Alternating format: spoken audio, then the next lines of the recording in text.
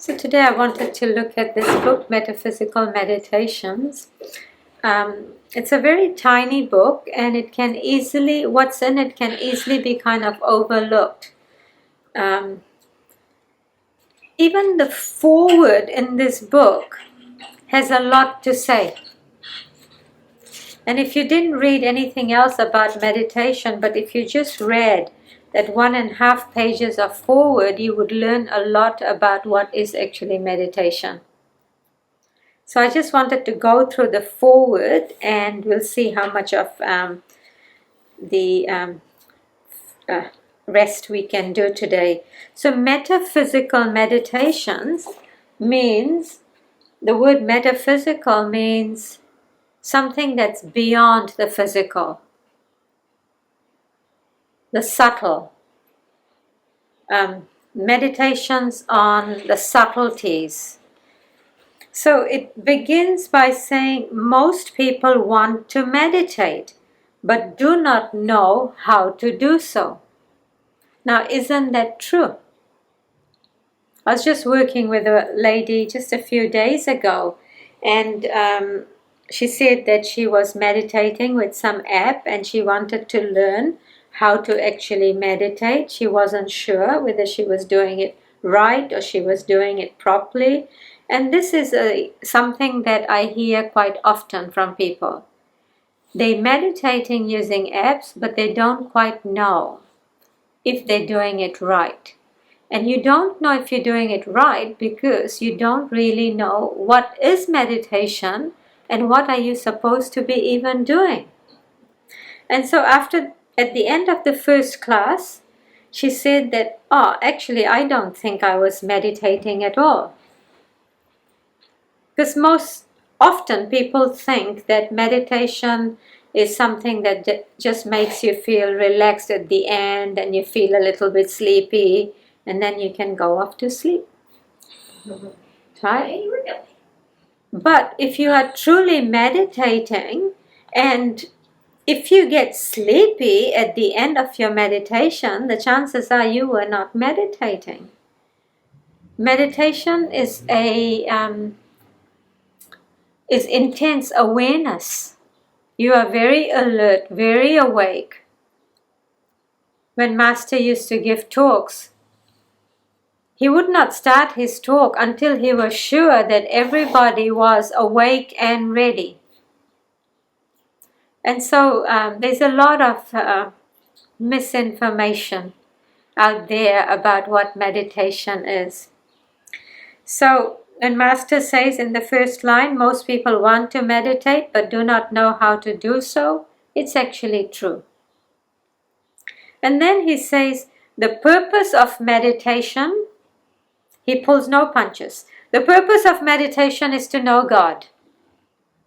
That's the second line. To connect the little joy of the soul with the vast joy of the spirit by disciplining body, mind, and soul. So in there, he tells us what we are actually doing in meditation.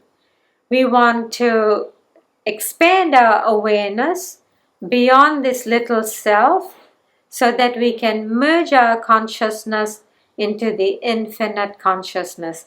Now that's all in the first 3 lines of the foreword.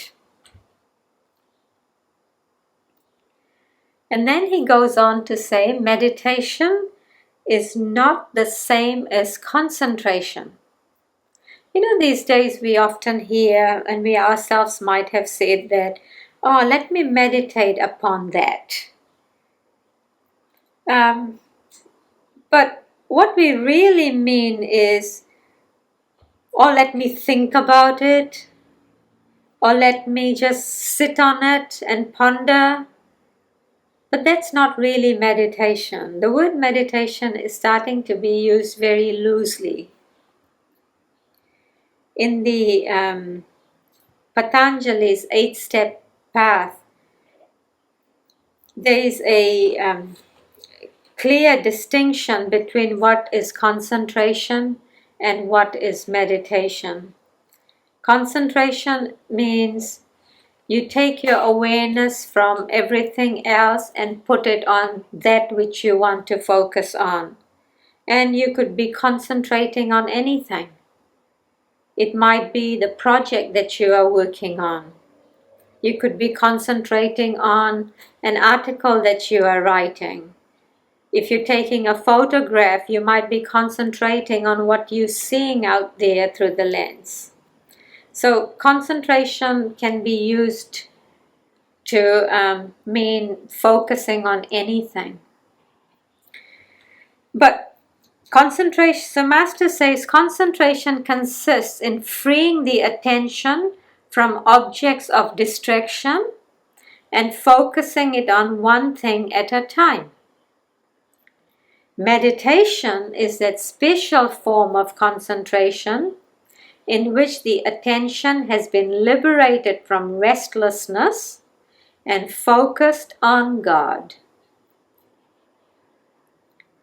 A man may concentrate on divinity or on money, but he does not meditate on money or any material thing.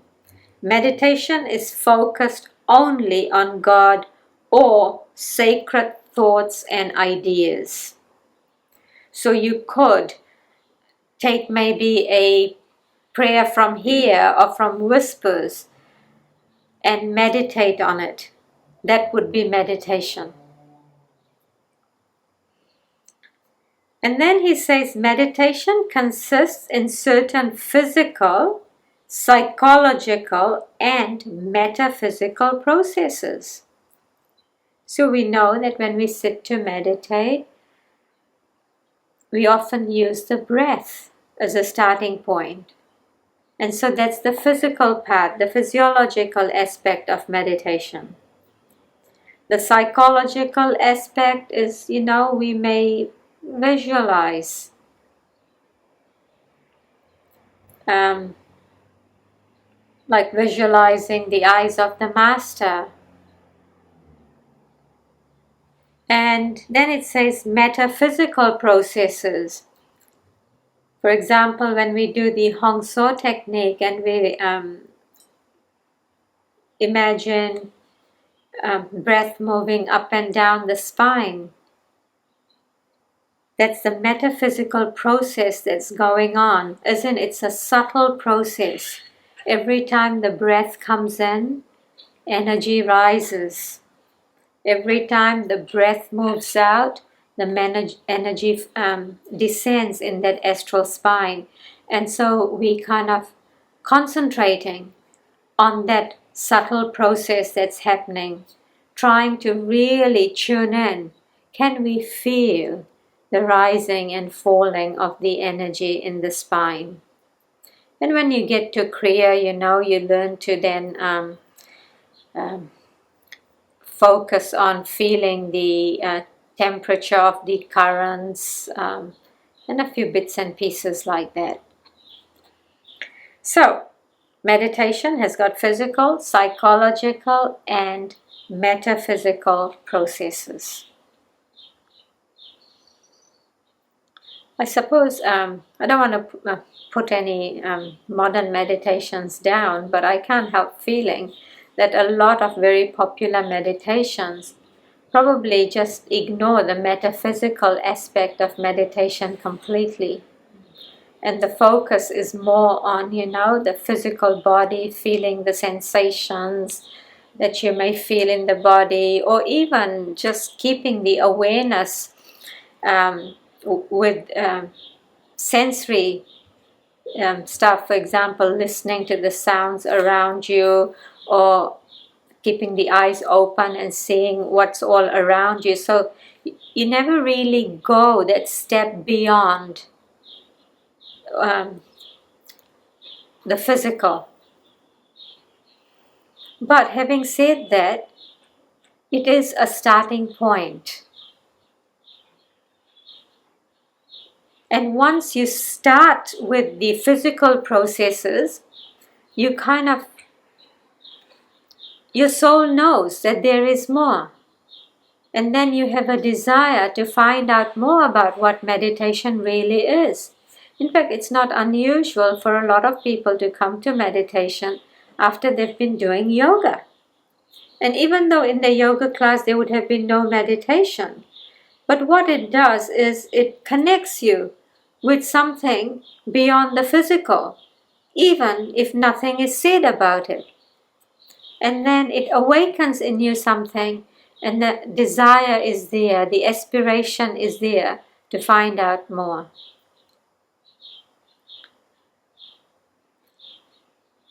And so I'll read that little bit again, because it's a whole paragraph. Meditation consists in certain physical, psychological, and metaphysical processes by which the static of restlessness can be removed from the body, mind, and soul radio, which can then be tuned in with the infinite. As in, that is the purpose of meditation. We become still enough so that we can be in attunement with the infinite consciousness, where the I can disappear. Rather than I want to do this, I want to do that, I like this, I don't like that. When we meditate, we are tuning into the infinite consciousness, whereby our consciousness can then be merged with the infinite consciousness, and so the I disappears. And all you ever want to do then is God's will.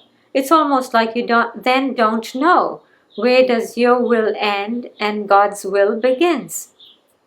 Can you see how in this foreword everything is there about what is meditation, how we meditate? I mean, the technique is not there, but the broad concepts are there. And that it's a concentration on God. And then now he's telling us that we do that so that we can be in attunement with that infinite consciousness, get rid of all that restlessness from the body, from the mind, because that restlessness is like the radio that's not tuned properly, and then you can't hear that voice of the sounds that are coming from the radio, right? And likewise, eternity is whispering to us all the time. We don't hear it because there's too much restlessness in our bodily radio, in our mental radio. So meditation is like fine-tuning so that we can get that station right. I do this because I used to once upon a time use those radios with a dial. And I think my car had it too.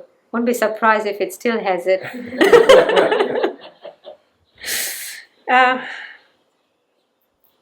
And then Master writes, all forms of meditation involves the one who meditates, the process of meditation, and the object of meditation. So as in, there has to be a definite object on which you are meditating. Otherwise, you are probably just closing your eyes and letting your mind wander. Sometimes that object is the breath. Sometimes that object is more subtle, like love, like joy. Sometimes that object is an inner hearing or inner seeing, like the light or the sound of Om. But there has to be a definite object. If somebody tells me that, I've been meditating for a while and now I want to learn it properly, I usually ask them, so tell me, what is it that you are doing when you sit to meditate?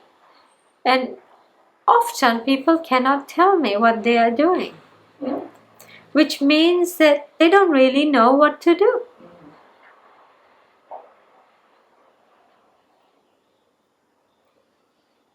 So there is the meditator, the process of meditation, and then the object of meditation. Someone else said to me, just because I've just started this beginner's meditation course, so I've just, very fresh about what new people are telling me. And one lady shared with me that, like she really liked how we had this process of, you take a double breath in, tense the body, throw it out, follow that by that equal count breathing, and then you're watching the breath, and then when the breath kind of slows down, you stop watching the breath, and then you focus on the feeling of peace. I mean, that's how much we've done in lesson number 1. But she was telling me how she really liked that whole process, because she says what she was doing was just watch the whole time. She was watching the breath at the tip of the nostrils, and she liked this idea of, and what is also happening when we have that process that we have is you go from the very coarse aspect of meditation to the very subtle. Means little by little by little, you are withdrawing your awareness from this physical body and interiorizing that awareness. It's a subtle process that's happening. It's not just a random putting together of all these different techniques.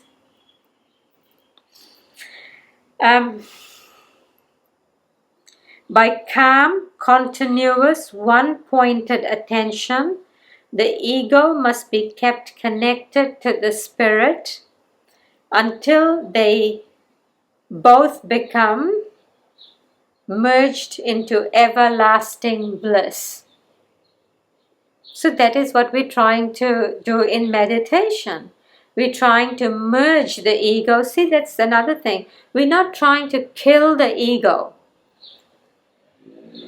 At the medulla, we've got the seat of ego consciousness, and at the spiritual eye here is the seat of divine consciousness.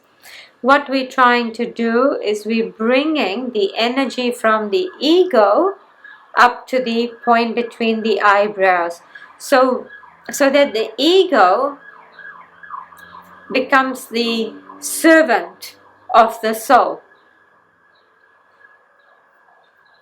What the ego wants and what the soul wants becomes one and the same.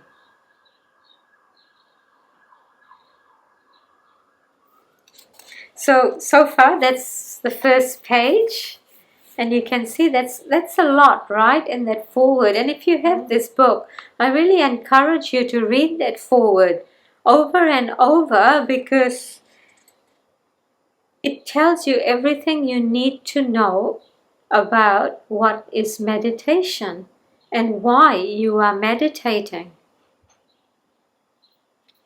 and what's involved. What do you need to do when you are sitting down to meditate? Let's see what's on the next page. It says the meditator must know a definite method of meditation. Master was very, very big on a method. There are many Indian yogis who don't necessarily put any emphasis on method. I know that one of the yogis, when he was asked by a Westerner, how do you meditate? And his response was, just meditate like Jesus. Didn't really say very much. Well, if somebody who really knew what he meant, that's very, very profound what he said. As in, love God, because that's what Jesus' life was all about. But an average person living in the modern society doesn't quite know how to do that. And so we need a method. And Master knew this. Master's education, he went to a Scottish college, right? So he was schooled with Western education. In those days, India was under the British rule, and a lot of their schooling system was, the Western schooling system. So Master knew what was required in a Western society, and that's why he's given us methods. That's why he wrote, lessons that he would send out. Number 1, 2, 3, 4, 5, they were all lessons that he would send out. So he knew that the modern way of doing things would be to give people a method. Otherwise, people like us just won't get it.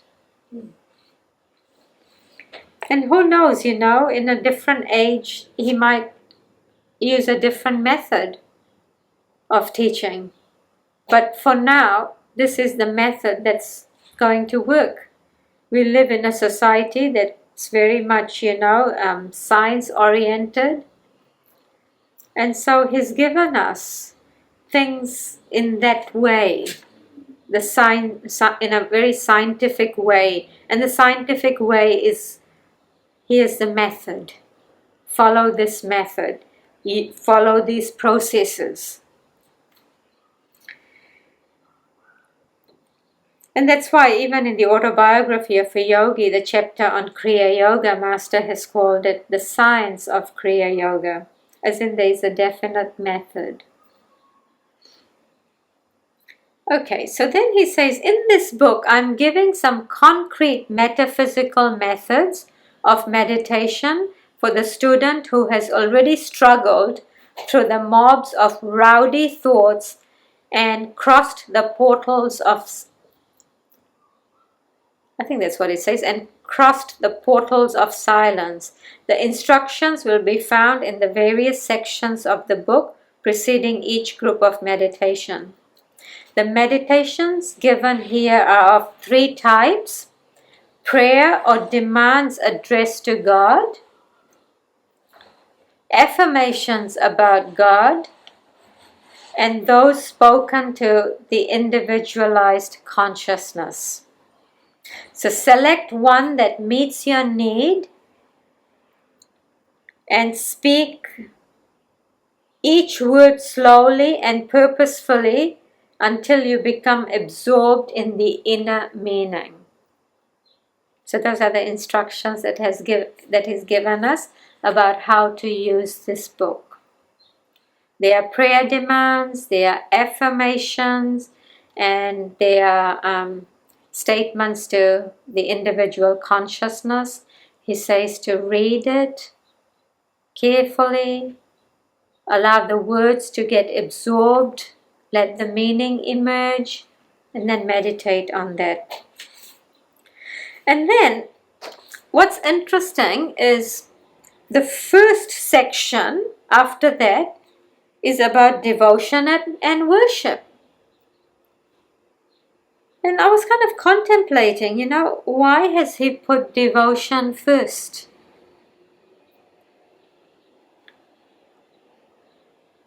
It's part of the process and it needs to come first, doesn't it? Devotion, when we talk about meditation, and especially metaphysical meditations is all about tuning in to the subtle realities. And how else can we tune in to subtle realities except through feeling? For example, the chakras. How do you experience your chakras? It's an intuitive feeling. How can we hear the sound of Om? It's through feeling. And devotion is pure feeling. You see, during the day, if you observe yourself, you have lots and lots of feelings. But and every feeling is a kind of energy. What often happens when we have a feeling is the energy leaks out into emotion. Devotion is that special kind of feeling that's absolutely pure. It's not turning into emotion. It's an interiorized feeling which we then lift up and offer.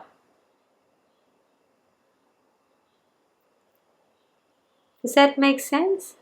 So you know how for example, you might experience human love. And human love very easily becomes an energy that's used in an outward way. In which case, you are depleting that energy in you. Devotion, on the other hand, is that form of energy that you don't necessarily put out, but channel it upwards. So pure feeling. And if we can cultivate the heart, we can go a lot deeper in our meditations. In fact, the first meditation that he has given here in this chapter, or in this first section called Devotion and Worship, it's titled To Begin a Meditation.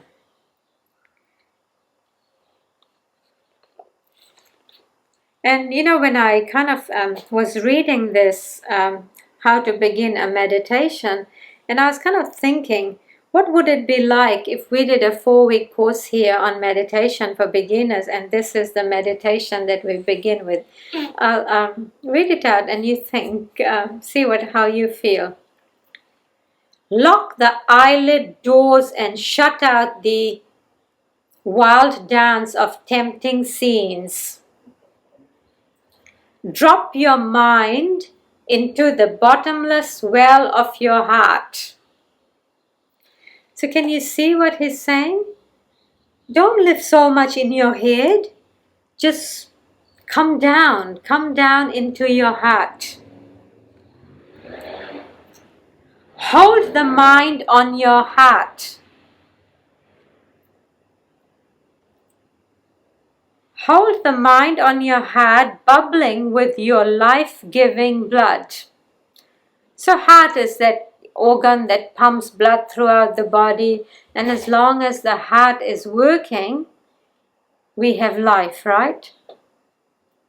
And then he says, keep your attention tight to the heart until you feel its rhythmic beat. So what will you do when you sit down to meditate tomorrow morning? Drop the mind into, shut the eyelids, drop the mind into the heart, keep it tight there until you start feeling that rhythmic heartbeat. And then with every heartbeat, feel the knock of almighty life. Now, isn't that beautiful? Like every heartbeat, think of it as God knocking on this heart, that almighty life knocking on this heart. Picture the same all-pervading life knocking at the heart door of 1,500 million human bodies. We can turn that into 7 billion now. So feel that life knocking in all the human beings that are on this planet. Not only that, and billions of living creatures. Right? Everything that lives, there is a heart beating there. So once you've connected with your own heartbeat, expand it into the heartbeats of every living thing. The heart throb constantly, meekly announces the infinite power standing behind the closed doors of your awareness.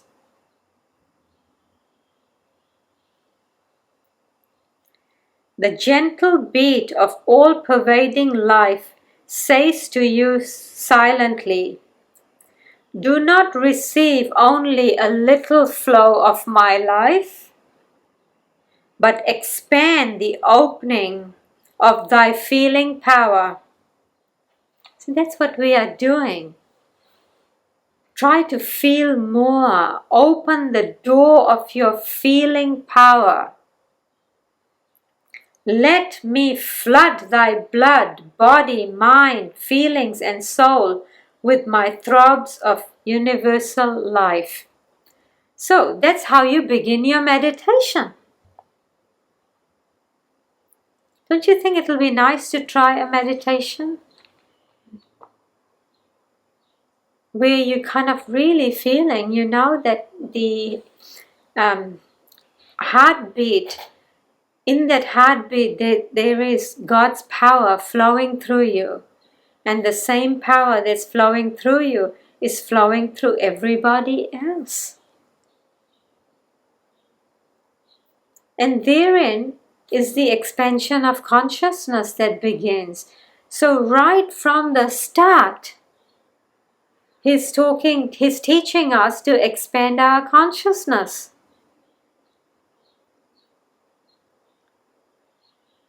And I know when I teach the 4-week beginner's meditation, I wait until week 3 to teach about expansion of consciousness. And even then, I'm not quite sure if, people will actually get it.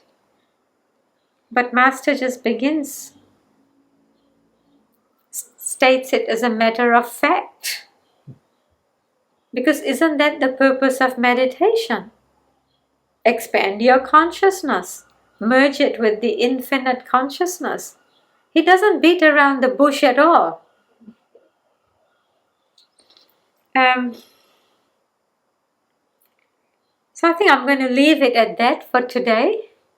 I think that's probably plenty. We can look again at this next week if this is something that you want to do. It's just that I was quite inspired by the foreword and the, I thought I really wanted to share what's in this book. Is that something you want to do next week? Okay.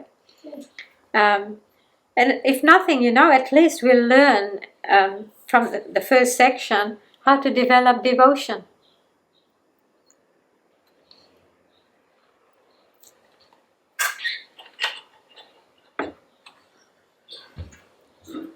Did anybody have any questions or anything you wanted to say?